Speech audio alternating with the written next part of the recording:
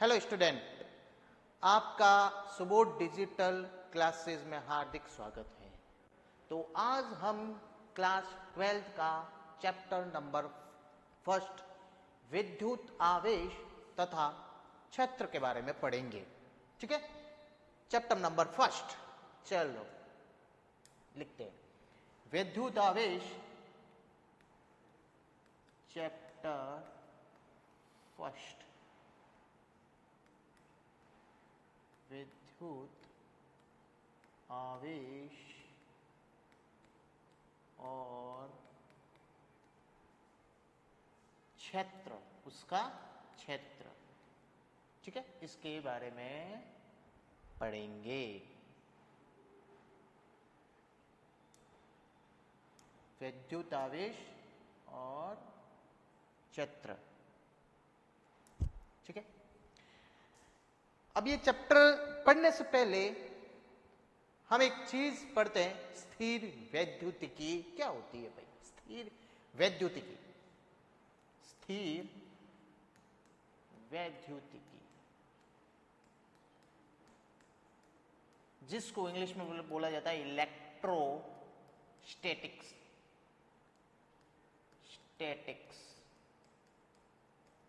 Electrostatics, स्थिर वैद्युतिकी, ये 12 की सबसे फर्स्ट यूनिट है और इसके अंदर दो चैप्टर आते हैं अपने।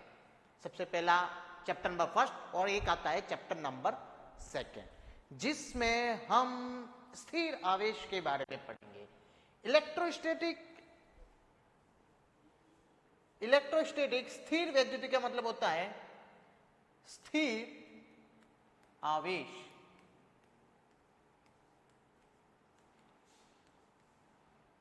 जिसमें आवेश स्थिर है। आवेश स्थिर है, बराबर। तो इस चैप्टर के अंदर हम आवेश, स्थिर आवेश पे गणना करेंगे। जो मैंने बताया यूनिट फर्स्ट एक इलेक्ट्रोस्टैटिक्स होती है, उसके अंदर दो चैप्टर आते हैं, चैप्टर नंबर फर्स्ट और इसका चैप्टर नंबर सेकंड। तो इन चैप्टर नंबर फर्स्ट और चैप्टर नंबर सेकंड के अंदर अपन स्थिर आवेश के बारे में अध्ययन करेंगे। इस स्थिर आवेश के बारे में अध्ययन करेंगे जिसमें स्थिर आवेश स्थिर है और उसका अध्ययन करेंगे, अध्ययन, उस पे स्टडी करेंगे।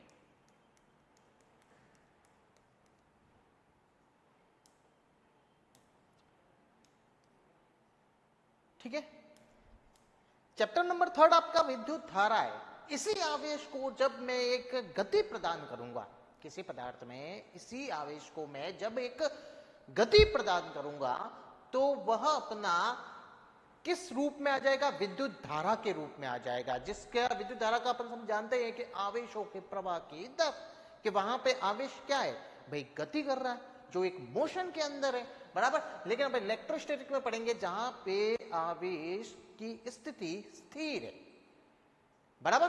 ठीक है, तो सबसे फर्स्ट चैप्टर के अंदर क्या चीजें बता रखी है, तो वह चीज अपन यहां पे देखते हैं।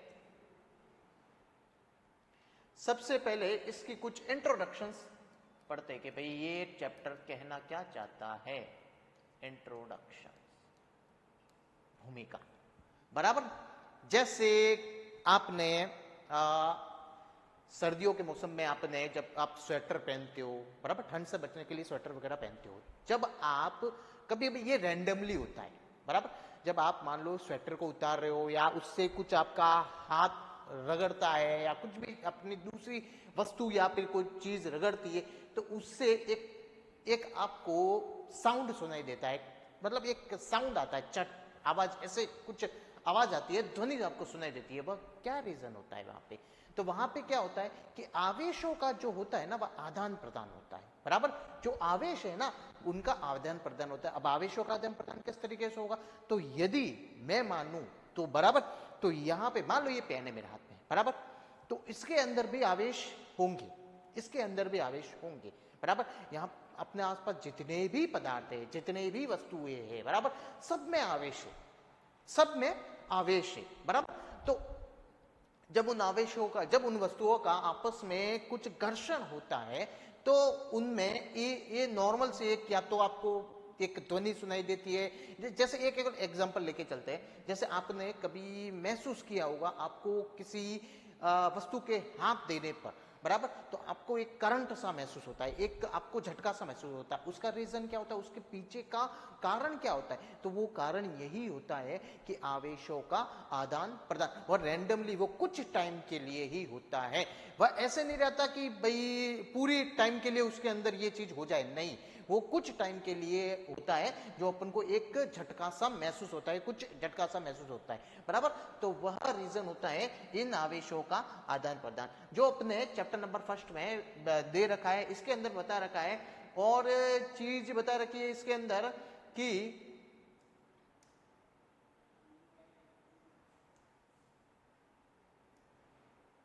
एक आपने बारिश के मौसम में जैसे बिजलियों की कड़कड़ाहट भी सुनी होगी, बराबर। जो बारिश के मौसम में होती है बिजलियों की कड़कड़ाहट, तेज आवाज में बिजलियों की कड़कड़ाहट होती है, एक लाइट से चमकती है। उसका रीजन भी क्या होता है? जो बादलों के अंदर जो आवेश भरे पड़े रहता, उनका जो घर्षण, उनके बीच में जब घर्षण पैदा होता है तो वहां पे भी ये अपनी स्थिति बनती है, बराबर। तो उनके बीच में भी आवेशों के आदान प्रदान के कारण एक लाइट का चमकना, ये वाली स्थिति अपने पास बनती है, ठीक है। और यदि जैसे हमारे शरीर में से होकर उन विद्युत आवेशों का विसर्जित होना विद्युत रोधी पृष्ठों पर रगड़ के कारण एकत्र हो जाते हैं, जो सुना होगा विद्युत आवेश के उत्पन्न होने के कारण होता है। ये किसके कारण होता है? जो विद्युत रोधी पृष्ठों पर यदि आपके ये चीजें आपके पास उत्पन्न हो रही है, जैसे एक चिंगारी के रूप में एक कुछ आवाज, चट की आवाज सुनाई देना, ये किसके कारण होता है? आवेशों के आदान प्रदान के कारण होता है, नॉर्मल सी बात है, ठीक है। तो इसके बारे में एक और, चलो, आपने कभी एक एग्जाम्पल आपने किया होगा, एक छोटा सा एक प्रैक्टिकल बताता हूँ, जो आप शायद आप लोगों ने किया होगा। आपने कंघी ली होगी, कंघी, जो बाल बनाने वाली कंघी होती है ना, कॉम्ब, बराबर, उसको बालों से रगड़ा, जो ड्राई हेयर होते हैं, बराबर, ड्राई हेयर होते हैं, बालों से जब रगड़ा जाता है, उनसे जब आपने कागज के छोटे छोटे टुकड़े को जब आप रख के उनके पास ले जाते हैं ना, वो चिपकने लगते हैं। ये रीजन क्या है? ये रीजन क्या है? तो इसमें रीजन क्या होता है, इसका कारण क्या होता है? जब मैंने उस कंघी को अपने सूखे बालों से रगड़ा, तब वहां पे आवेशों का क्या हुआ? आदान प्रदान। और आवेशों के आदान प्रदान होने के कारण कागज के टुकड़े को अपनी ओर क्या करते हैं? वह आकर्षित करने लगते हैं, ठीक है। तो जो सो कॉम जब आप एक घर्षण, सूखे बालों से जब उस कंघी का जो घर्षण हुआ था, तो उस कंघी के अंदर एक टाइप्स के आवेश आ जाते हैं, बराबर। एक टाइप से आवेश, जैसे ऋणात्मक आवेश आ जाता है, ऋणात्मक आवेश आने के कारण वह कागज के धनात्मक आवेशों को अपनी ओर आकर्षित करने लगता है, जिससे कागज के टुकड़े थोड़ी मात्रा में ऊपर उठने लगते हैं। ये आपने प्रैक्टिकल किया होगा। तो ये रीजन क्या होता है? सबसे बड़ा ये रीजन यही होता है कि वहां पे आवेशों का क्या हो रहा है? अपने आदान प्रदान होता है, ठीक है। तो यहां पे हम स्थिर वैद्युतिकी के अंतर्गत हम स्थिर आवेशों द्वारा उत्पन्न बलों, बराबर, किन के बारे में अध्ययन करेंगे? देखो यहाँ पे स्थिर वैद्युतिकीकरण, जो मैंने अभी पढ़ाया, इलेक्ट्रोस्टैटिक। इलेक्ट्रोस्टैटिक का मतलब होता है जहां पे आवेश अपना स्थिर है। यदि मैं आवेश को गतिमान, यदि मैं आवेश अपना स्थिर है और यदि मैं इस आवेश को यदि गतिमान करूं, तो विद्युत धारा बन जाएगी, अपनी विद्युत धारा का निर्माण हो जाएगा, बराबर। लेकिन यह स्थिर वैद्युतिकी, इस यूनिट के अंदर, स्थिर वैद्युतिकी के अंतर्गत हम स्थिर आवेशों द्वारा उत्पन्न बलों,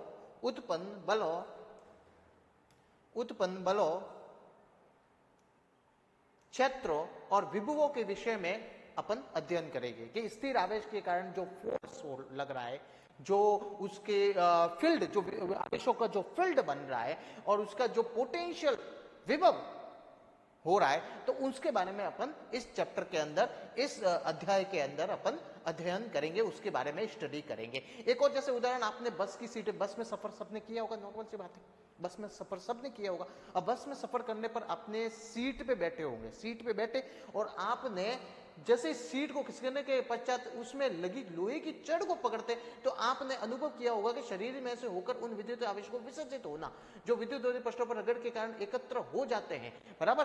तो मतलब सीट पे बैठे आपको एक वहां पे भी एक झटका सा महसूस होता है। रीजन क्या होता है कि आप जब सीड के साथ रगड़ खाते हैं ना, उसके कारण आवेशों का आदान प्रदान हो जाता है, जिसके कारण ये स्थिति अपने पास वहां पे पैदा या उत्पन्न होती है। तो सबसे पहले अपन इसके अंदर पढ़ेंगे विद्युत आवेश। विद्युत आवेश, विद्युत आवेश क्या कहता है? विद्युत आवेश, विद्युत आवेश, इलेक्ट्रिक चार्ज। क्या होता है? इलेक्ट्रिक चार्ज, बराबर, इसके बारे में पढ़ेंगे। तो इलेक्ट्रिक चार्ज पढ़ने से पहले मैंने एक चीज तुम्हें बताई कि कोई हर पदार्थ बराबर, हर पदार्थ के अंदर आवेश होता है, बराबर। कौन सा भी अपने आसपास जितने भी वस्तु होते हैं, जितने भी पदार्थ होते हैं, सबके अंदर कोई कुछ ना कुछ आवेश होता है, बराबर। तो सबसे पहले अपन इलेक्ट्रिक चार्ज के बारे में पढ़ेंगे, बराबर। तो विद्युत आवेश क्या कहता है? विद्युत आवेश के बारे में बता रखा है कि इतिहास के अनुसार लगभग 600 ईस्वी पूर्व इस तथ्य के खोज श्रेय ऊन अथवा रेशमी कपड़े से रगड़े एम्बर हल्की वस्तुओं को आकर्षित करता है, ग्रीस देश के मिलेटस के निवासी थेल्स को जाता है। इसने बताया कि सबसे पहले विद्युत आवेश की गणना की गई थी तो 600 ईस्वी पूर्व, 600 ईस्वी पूर्व थेल्स के द्वारा मिलेटस का, ग्रीस देश का निवासी, ग्रीस देश का कौन था? मिलेटस, ग्रीस देश के मिलेटस का निवासी था। मिलेटस, वहां पे मिलेटस का निवासी क्या नाम था? थेल्स। थेल्स के द्वारा, थेल्स के द्वारा, थेल्स के द्वारा दी गई थी। उसने क्या बताया था कि भाई यदि दो चीजों को आपस में, दो वस्तुओं को आपस में रगड़ने पर, उसने बताया था कि यदि दो वस्तुओं को आपस में रगड़ने पर उनमें आवेशों का आदान प्रदान होता है। जैसे उसने बताया था ऊन अथवा रेशमी कपड़े को जब एम्बर हल्की वस्तुओं को आकर्षित करता है, मतलब ऊन और रेशमी वस्तुओं से रगड़ा गया एम्बर जो होता है वह कुछ हल्की वस्तुओं को अपनी ओर आकर्षित होता है। क्यों होता है? जब आप एम्बर को जब ऊन से रगड़ा गया, एम्बर एक पदार्थ होता है, ये भी एक पदार्थ होता है जिसको मैंने ऊन से रगड़ा गया, बराबर। और ऊन से रगड़ने के बाद क्या होता है? अब मान लो जब मैंने एम्बर, मान लो ये एम्बर है और ऊन का कपड़ा लिया और दोनों को मैंने रगड़ा, तो आवेशों का भी आदान प्रदान हुआ। आवेशों के आदान प्रदान होने के कारण एम्बर पे एक टाइप का आवेश एकत्रित हो गया, बराबर। जैसे एम्बर पे एकत्रित आवेश होता है ऋणात्मक आवेश, एम्बर पर ऋणात्मक आवेश, एम्बर पर, एम्बर और ऊन के कपड़े को आपस में रगड़ने या घर्षण पैदा करने पर, फ्रिक्शंस पैदा करने पर, घर्षण पैदा करने पर एम्बर की छड़ पर, एम्बर की छड़ पर ऋणात्मक आवेश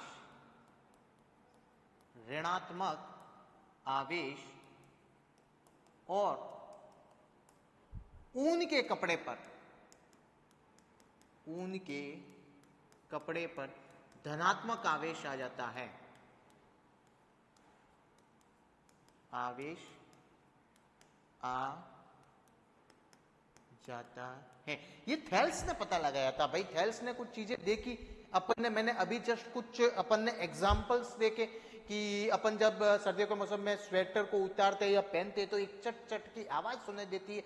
अब वो रीजन क्या होता है भाई? आवेशों का आदान प्रदान रहता है। तो थेल्स ने भी दो चीजों को आपस में जब घर्षण पैदा किया तो उसको भी कुछ ऐसी चीजें महसूस हुई, बराबर। जब एम्बर की छड़ को उसने ऊन के साथ रगड़ा तो एम्बर पर एक आवेश पर्टिकुलर एक आवेश एकत्रित हो गया और जब उसको दूसरे उसके विपरीत आवेश के सामने, विपरीत आवेश के पास में ले जाए, जैसे एम्बर की छड़ पर यदि ऋणात्मक आवेश है तो उसके धनात्मक आवेश की वस्तु के पहले तो वो उससे अट्रैक्ट करने की कोशिश करने लगा, बराबर, उसको आकर्षित करने की कोशिश लगा। तो इससे थेल्स ने ये पता लगाया कि भाई वस्तुओं को जब आपस में रगड़ते हैं तो कुछ आवेशों का आदान प्रदान होता है, बराबर।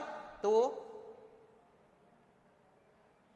एम्बर की छड़ पर आ जाता है ऋणात्मक आवेश और उनकी कपड़े पर धनात्मक है। तो एम्बर की छड़ कुछ पदार्थों को आकर्षित करती है, हल्की वस्तुओं को अपनी ओर आकर्षित करती है। तो एम्बर की छड़ को, एम्बर की छड़ को कुछ विपरीत हल्की, विपरीत आवेश की, विपरीत आवेश की हल्की वस्तुओं को, हल्की वस्तुओं को पास में लाने से वह उसको आकर्षित करती है, उसको आकर्षित करती है। यह थेल्स ने आकर्षित, यह थेल्स ने भाई पता लगाया था। क्या करती है? अट्रैक्ट करने की कोशिश करती है, आकर्षित करने की, आकर्षित करती है। यह किसने भाई पता लगाया था? थेल्स ने पता लगाया था। ठीक है, कि भाई जब दो विपरीत आवेश पास में आते हैं तो वह एक दूसरे को आकर्षित करने की कोशिश करते हैं। और कैसे अपन ने आवेशित किए? जब दो वस्तुओं को आपस में रगड़ा गया तो उन दोनों वस्तुओं पर अलग अलग आवेश इकट्ठे हो गए, बराबर, और उनके पास जब विपरीत आवेश को लाया गया तो एक अट्रैक्ट करने की कोशिश की। आगे पढ़ते हैं, आगे क्या है? जब इलेक्ट्रिसिटी शब्द भी ग्रीस की भाषा में शब्द इलेक्ट्रॉन से व्युत्पन्न हुआ था। अब इलेक्ट्रिसिटी शब्द, ये इलेक्ट्रिसिटी क्या है भाई? ये अपन आगे बहुत इसको डीपली लेवल में पढ़ेंगे, इलेक्ट्रिसिटी होती क्या है, बराबर। और ये किससे हुआ? सबसे पहले तो भाई आवेश आया, आवेश इलेक्ट्रॉन आया, बराबर। मैंने क्या बताया कि भाई कोई भी पदार्थ है, अपने आसपास जितने भी इतने सारे पदार्थ है, बराबर, हर वस्तु, हर पदार्थ के अंदर आवेश भाई मौजूद होता है, बराबर। ठीक है, आवेश भाई हर पदार्थ के अंदर मौजूद होता है, मतलब उसमें कुछ बहुत इलेक्ट्रॉन होंगे, बराबर, इलेक्ट्रॉन होंगे, प्रोटॉन भी होंगे। ठीक है, तो ये आवेश हर किसी के अंदर धनावेश भी होता है, ऋणावेश भी मौजूद होता है, बराबर। तो जो ग्रीस भाषा के शब्द में इलेक्ट्रॉन से व्युत्पन्न इलेक्ट्रिसिटी, उससे ही बने। अब इलेक्ट्रिसिटी कैसे पैदा होगी ये अपन आगे वाले चैप्टर में खूब ज्यादा इसके बारे में पढ़ेंगे, बहुत डिटेल में इसके पढ़ेंगे। लेकिन सबसे पहले अपन को आवेश को समझना बहुत ज्यादा जरूरी हो। इसके इलेक्ट्रिसिटी पढ़ने के लिए आवेश को पढ़ना बहुत ज्यादा जरूरी है। तो इलेक्ट्रिसिटी की क्या चीज रहती है, थोड़ा सा इस पे व्यू दे देता हूं। इलेक्ट्रिसिटी, इसके बारे में थोड़ा बता देता हूं। ये इलेक्ट्रॉन ग्रीस भाषा में, अगला पॉइंट में यहां पे लिखने जा रहा हूं, इलेक्ट्रिसिटी शब्द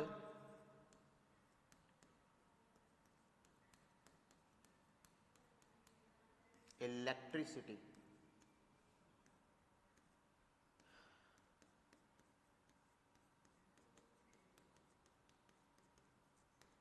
इलेक्ट्रिसिटी शब्द का व्युत्पन्न, इलेक्ट्रिसिटी शब्द का व्युत्पन्न कहां से हुआ? ग्रीस भाषा, ग्रीस भाषा के शब्द इलेक्ट्रॉन से। कहां से?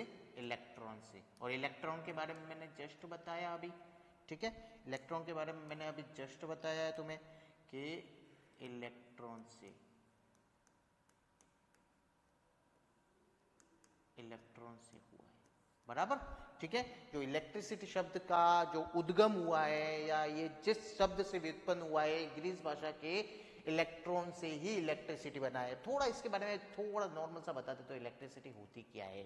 ठीक है, अब इलेक्ट्रिसिटी अपन इतने सारे आज इक्विपमेंट यूज कर रहे हैं, अपन एसी यूज करते हैं, अपने घर पर फैन चलता है, अपने घर पर आप टीवी देख रहे हो, अपने घर पर रेफ्रिजरेटर है, फ्रीज है, बराबर, वॉशिंग मशीन चला रहे हो, और बहुत सारे उद्योगों में इतनी बड़ी बड़ी मोटरें, मशीनें सब काम कर रही है, इतने बड़े हॉस्पिटल है जहां पे इलेक्ट्रिसिटी के बिना काम अधूरा होता है। तो ये सारा, ये मतलब अपने दैनिक जीवन का सबसे बड़ा हिस्सा है इलेक्ट्रिसिटी, सब समझते हैं। अपने दैनिक जीवन में सबसे बड़ा हिस्सा इलेक्ट्रिसिटी होता है, बराबर। लेकिन इस इलेक्ट्रिसिटी को एक उत्पन्न करने के लिए सबसे पहले आवेश पे ही अध्ययन हुआ था। जो थेल्स ने ये चीजें बताई, भाई दो आवेशों को रगड़ा गया तो आवेशों का आदान, तब पता चला था कि भाई आवेशों का आदान प्रदान होता है, बराबर। तो उसके बाद इलेक्ट्रिसिटी बनती है। तो इलेक्ट्रिसिटी क्या चीज होती है कि भाई थोड़ा बहुत अपन ने इसके बारे में बहुत ज्यादा अलग आगे पढ़ेंगे जब अपन आवेश को जब गति प्रदान करेंगे, और गति प्रदान करने पर जो विद्युत धारा का निर्माण होगा, उस विद्युत धारा के निर्माण पर अपन इलेक्ट्रिसिटी पढ़ेंगे। उस विद्युत धारा से बहुत सारे इक्विपमेंट अपन चलाएंगे, ठीक है। तो वही अपनी इलेक्ट्रिसिटी होती है। तो आगे अपन पढ़ते हैं। उस समय पदार्थों के ऐसे बहुत से युगल ज्ञात थे जो परस्पर रगड़े जाने पर भूसे के तिनकों और सरकंडे की गोलियों, कागज के छोटे टुकड़ों आदि हल्की वस्तुओं को आकर्षित है। जैसे ये कागज के छोटे टुकड़ों का तो अभी जस्ट मैंने बताया तुम्हें, अभी जस्ट अपन इस पे व्याख्या करके आए। ये एक एग्जांपल भी मैंने बताया है कि कागज के छोटे छोटे टुकड़े होते, कॉम्ब वाला मैंने एक कंघी वाला तुम्हें एग्जाम्पल बताया है, बराबर। एक कंघी वाला एग्जाम्पल बताया है कि यदि मैं एक कंघी को सूखे बालों में रगड़ता हूं, यदि मैं कंघी को सूखे बालों में रगड़ता हूं तो कंघी पे, उस कॉम्ब पे कुछ आवेश आ जाता है, पर्टिकुलर एक आवेश आ जाता है, ऋणात्मक आवेश आ जाता है। जो इन कागज के जो छोटे टुकड़े होते हैं ना, हल्के टुकड़े, भाई भारी टुकड़े तो अट्रैक्ट थोड़ी करेगा, कॉम्ब इतना थोड़ी होता है, लेकिन छोटे टुकड़े, जो कागज के छोटे टुकड़े होते हैं ना, उनका जो धनात्मक आवेश होता है, यदि मान लो ये ऋणात्मक आवेश, ये कॉम्ब बना रहा हूं, देख लो एक बार इधर देख लो, एक कॉम्ब बना रहा हूं मैं, कंघी बना रहा हूं,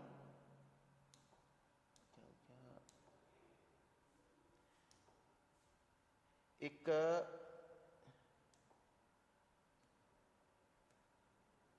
हाँ चलो चलो चलो चलो एक कंघी बना रहा हूं, ये मैंने कॉम्ब बनाई, ठीक है, अच्छी सी देख लो, ये कॉम्ब बनाई, ठीक है, ये कॉम्ब,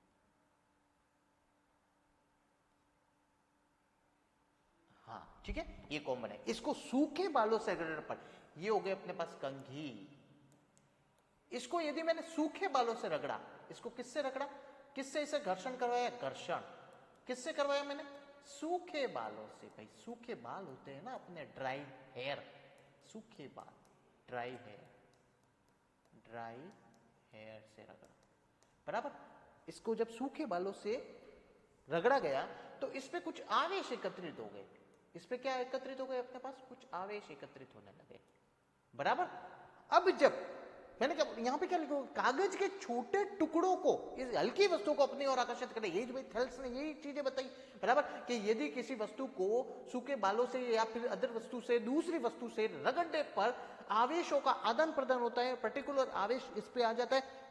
अब ऋणात्मक आवेश इस पे आ गया। अब छोटे छोटे टुकड़े होते हैं ये कागज के अपने पास, ये मान लो छोटे छोटे टुकड़े हैं जो मैंने यहाँ पे बिखेर दिए हैं सारी चीजें, ये करके ये तो इसके अंदर क्या होता है, जो पॉजिटिव पॉजिटिव वाले होता है ना, ये सारे क्या होते हैं, इसकी ओर अट्रैक्ट करने की कोशिश करते हैं। भाई ये पॉजिटिव पॉजिटिव वाले होते हैं ना, ये क्या करता है, कंघी क्या होता है, इसको पॉजिटिव वाले, क्योंकि भाई ये ऋणात्मक है और ये धनात्मक है, तो ये ऋणात्मक क्या होता है, विपरीत आवेश को अपनी ओर आकर्षित करने की कोशिश करेगा। और यहाँ पे ऋणात्मक है, भाई ये ऋणात्मक है, ये यदि सेम आवेश है तो ये क्या करेगा, इनको दूर भगाने की कोशिश करेगा, नॉर्मल सी बात है, ठीक है।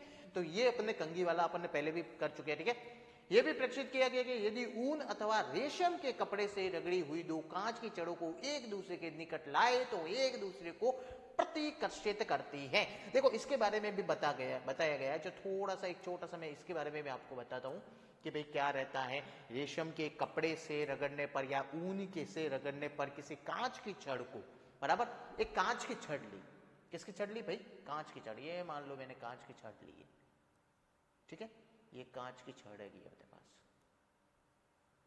ये कांच की छड़ है, इस पे ये कांच की छड़, कांच की छड़, भाई कांच की छड़ थी, जब मैंने रगड़ा नहीं था, ग्लास रॉड ली थी ना, तो मैंने ग्लास रॉड ली थी तो उसको रगड़ा नहीं था, और जब घर्षण पैदा नहीं किया था तो उससे पहले तो इस पे बहुत सारे आवेश होंगे जो रैंडमली ऐसे ही पड़े होंगे, तो रैंडमली ऐसे ही पड़े होंगे।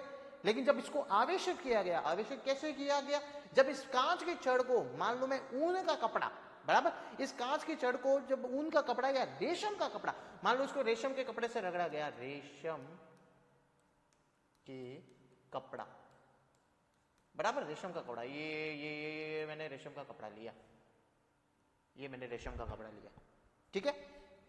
कांच की छड़ को रेशम के कपड़े से रगड़ने पर, अब दोनों को मैंने रगड़ा, ये कांच की छड़ है, कोई कपड़ा लिया, रेशम का कपड़ा है, रगड़ा मैंने। जैसे ही मैं रेशम के कपड़े से रगड़ता हूं तो रेशम के कपड़े कांच की छड़ पे positive positive positive positive positive, धनात्मक धनात्मक धनात्मक धनात्मक धनात्मक धनात्मक धनात्मक आवेश से आवेशित हो जाती है। भाई मैंने पहले भी बता चुका हूं कि जब दो वस्तुओं को आपस में रगड़ा जाता है तो आवेशों का आदान प्रदान हो जाता है, जिससे किसी एक वस्तु पर जो आवेश आ जाता है वह एक आवेश इकट्ठा हो जाता है किसी एक वस्तु पर। जैसे मैंने कांच की छड़ को जब रेशम के कपड़े से रगड़ा तब इस कांच की छड़ पर आवेश एकत्रित होने लगा, जिसमें कांच की छड़ को पता है कि ये कांच की छड़, अपन को पता है कांच की छड़ पर हमेशा धनात्मक आयन आएंगे, धनात्मक आवेश आते हैं। तो देखो plus plus plus plus plus plus सारे आवेश है। तो रेशम के कपड़े कौन से आवेश गए? Negative negative negative negative negative negative negative negative negative negative. भाई क्लियर? बराबर। अब इसने क्या बोला है, यह प्रेक्षित किया गया ऊन अथवा रेशम के कपड़े से रगड़ी हुई दो कांच की छड़ों को एक दूसरे से लाए तो एक दूसरे को प्रतिकर्षित करती है। अब क्या किया, ये तो मान लो इसने पहला प्रैक्टिकल किया अपने पास, पहला वाला। अब इसने क्या किया कि दूसरी कांच की छड़, एक और कांच की छड़ ली भाई, और दूसरे कांच की छड़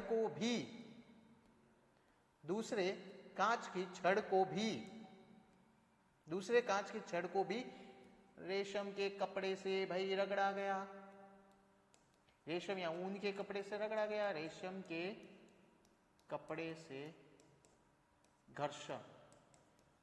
बराबर। तो रेशम के कपड़े पे क्या आ गया? ऋणात्मक ऋणात्मक ऋणात्मक ऋणात्मक ऋणात्मक ऋणात्मक ऋणात्मक ऋणात्मक ऋणात्मक ऋणात्मक ऋणात्मक नेगेटिव आयंस। बराबर, ये आ गया नेगेटिव और यहां पे भी नेगेटिव, और इस पे कौन सा आ गया अपने पास? धनात्मक। तो सेम इस पे भी कौन सा आ जाएगा? Plus plus plus plus plus धनात्मक। तो ये भी अपने पास आ गया धनात्मक।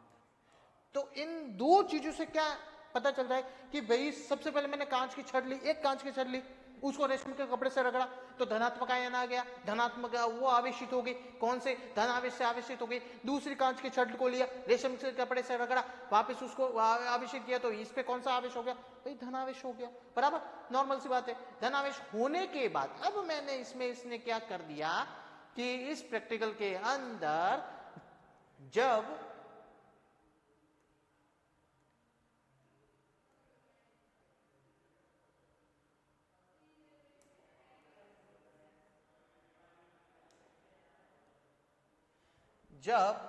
कांच की छड़ को जो पहले मैंने रेशम के कपड़े से रगड़ने पर, इसको नाम देते तो कांच की छड़ को, ये कांच की छड़ पहली वाली और ये कांच की छड़ अपने पास दूसरी वाली, याद रहेगा। तो ये पहली वाली कांच की छड़ को मैंने किसी धागे से बांध दिया। बराबर।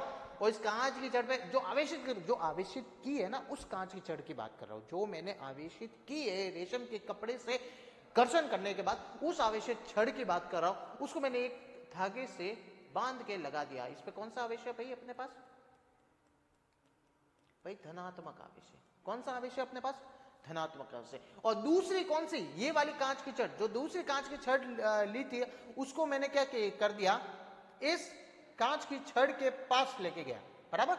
इस कांच की पहली वाली कांच की छड़ के पास में दूसरी वाली आवेशित कांच की छड़ को लेके गया।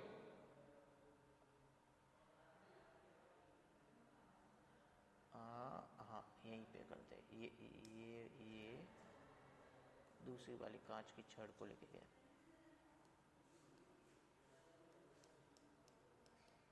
ये ठीक है। ये कांच की छड़ पहली वाली, ये जो दूसरी मैंने जो आवेशित की थी वो कांच की छड़। अब दोनों को पास में लाया तो क्या होगा? जब समान आवेश, इस पे भी भाई आपका धनात्मक है, जो मैंने रगड़ने से आवेश प्राप्त किया था इस पे भी धनात्मक है। जब दो समान आवेश एक दूसरे के पास में आएंगे तो क्या करेंगे भाई? प्रतिकर्षित। बराबर। जब दो समान आवेश जब पास में आएंगे, एक कांच की छड़ दूसरी कांच की छड़ दोनों आवेशित है, जब एक दूसरे के पास में आएंगे तब वो एक दूसरे को क्या करेंगे, प्रतिकर्षित करेंगे। तो बच्चों आज के लिए हम इतना ही करते हैं। अपन नेक्स्ट चैप्टर में पढ़ेंगे जिसमें प्लास्टिक की छड़ लेके आएंगे, उसको आवेशित करेंगे और कांच की छड़ के पास ले जाएंगे, तब वहां पे कौन सा क्या होगा, आकर्षित होंगे या प्रतिकर्षित होंगे, ये अपन नेक्स्ट क्लास में देखेंगे। आज के लिए बस इतना ही। Thank you.